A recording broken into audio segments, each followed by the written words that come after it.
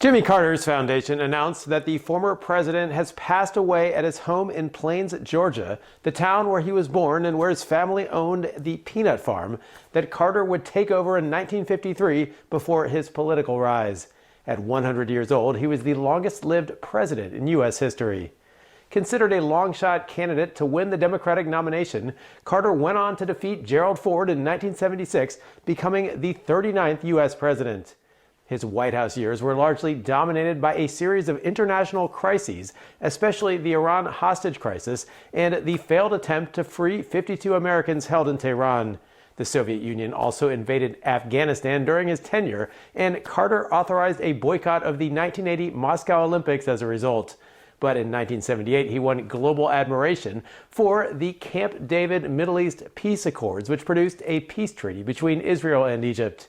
He had little success dealing with a struggling economy, though, and an energy crisis, resulting in his defeat in 1980 by Ronald Reagan. However, Carter's greatest successes may have come after leaving office. He immediately threw himself into causes such as battling poverty and disease, campaigning for equity, and continuing to speak his mind well into his 90s.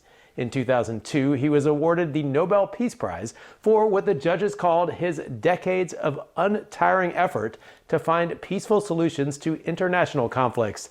Since the news of his death, tributes have been pouring in, including from President Biden, who said in a statement that America and the world lost an extraordinary leader, statesman, and humanitarian. He is survived by 4 children, 11 grandchildren, and 14 great-grandchildren. Ira Spitzer, SABC News, San Francisco.